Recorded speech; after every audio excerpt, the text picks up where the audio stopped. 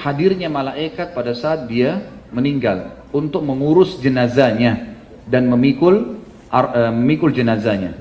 Disebutkan dari Mahmud bin Labib radhiyallahu anhu, beliau berkata, ketika tulang lengan Sa'ad terkena anak panah, lalu dia sakit karenanya, tadi lengan kanannya, maka mereka membawanya kepada seorang wanita yang bernama Rufaidah yang biasa mengobati luka. Jika Nabi SAW melewati Sa'ad, beliau menyapanya, mengatakan, bagaimana keadaanmu sore ini, bagaimana keadaanmu pagi ini. Maka Sa'ad menjawab, sampai tiba suatu malam di mana kaumnya memindahkannya dan sakitnya semakin parah, maka kaum Sa'ad pun membawanya ke Bani Abdil Ash'al di perkampungan mereka. Rasulullah SAW datang menjenguk Sa'ad, lalu dikatakan kepada beliau, kaumnya telah membawanya pulang. Maksudnya Nabi kunjungi dia di masjid, di kemah dekat masjid, tapi ternyata sudah nggak ada, dibawa pulang ke kaumnya. Lalu Nabi SAW berangkat dan kami mengikuti beliau, kata Mahmud bin Labib, beliau pun berjalan dengan cepat sampai tali sendal kami terputus karena cepatnya Nabi SAW berjalan.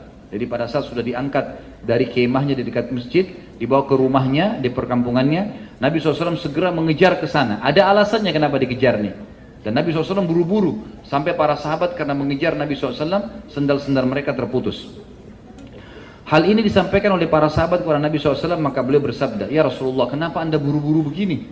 Kenapa sampai begini, sampai sendal-sendal pada putus, debu-debu pada berterbangan? Maka kata Nabi SAW, inni akhafu an tasbiqana ilaihil malaikatu fatagsiluhu kama gasalat Handalah. Aku khawatir para malaikat mendahului kita memandikannya sebagaimana mereka memandikan Handalah. Dan ini hadis sahih ya. Ini menandakan teman-teman sekalian, pada saat itu Nabi SAW sudah tahu kalau saat begitu tiba di sukunya sudah meninggal dunia.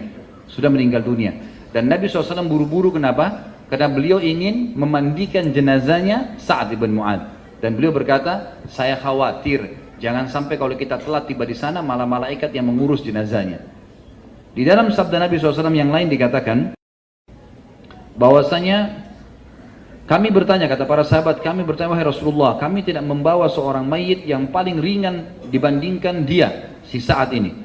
Maka kata Nabi SAW, ma yamna'uhu an yakhiffa wa qad habata minal malaikati kada wa kada lam yahbitu qattun qabla yaumihim qad hamaluhu ma'akum. Bagaimana tidak ringan jenazahnya? Jadi waktu sahabat angkat itu kayak ringan sekali. Sebagian athar menyebutkan seperti jenazah itu kalau mau dipindahkan ke tangan yang lain seperti sebuah kapas, ya, yang sangat ringan sehingga mudah pindah di pundak-pundak para sahabat. Mereka bertanya, Rasulullah, kami belum pernah mengangkat jenazah. Bagaimana kalau jenazah kemudian seperti kapas, sangat ringan, gitu kan? Seperti ini. Kata Nabi SAW, bagaimana tidak ringan, sedangkan para malaikat dengan jumlah sekian dan sekian telah turun. Mereka tidak turun sebelum hari ini, mereka memikul Sa'ad bersama kalian. Dan ini bisa dilihat untuk nomor 16, diriwayatkan Ibnu Sa'd dan dihasankan oleh Arnaud ya, dalam Asy-Syiar. Ada riwayat lain menyebutkan juga bahwasanya Nabi SAW bersabda, Hadal abdus salih alladhi taharraka lahul arsh wa futihat abwabus sama wa syahidahu 70,000 minal malaika lam yanzilu ilal ardi qabla dhalik laqad damma dammatan thumma ufrija anhu. Ya, ini diriwayatkan oleh An-Nasai dalam Kitabul Janaiz dan juga disahihkan oleh Albani dalam Sahihul Jami'. Kata Nabi SAW waktu tunjuk jenazahnya Sa'ad, ini adalah hamba saleh di mana arsh bergetar karenanya, pintu-pintu langit dibuka untuk menerima ruhnya, 70.000 malaikat menghadiri jenazahnya, mereka tidak turun ke bumi sebelum ini, kuburnya menghimpit lalu dilapangkan untuknya.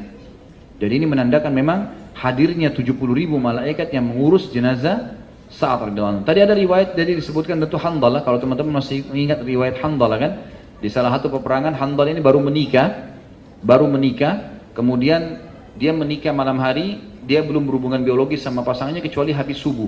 Habis sholat subuh di masjid bersama Nabi SAW, kemudian dia pun kembali dan menggauli istrinya, ya layaknya suami istri. Baru selesai berhubungan, dia belum sempat mandi junub, tiba-tiba ada kubandan perang, jihad. Maka Handalah pun ikut, belum sempat mandi junub. Gitu kan. Pada saat dia masuk di medan perang, dia terbunuh oleh musuh. Lalu Nabi SAW pada saat melihat jenazah Handalah lalu sempat mengalihkan wajah beliau. Lalu para sahabat mengatakan, kenapa ya Rasulullah? Kata Nabi SAW, saya melihat malaikat memandikannya. Dari riwayat lain mengatakan, saya melihat istrinya dari bidadari menjemputnya. Gitu.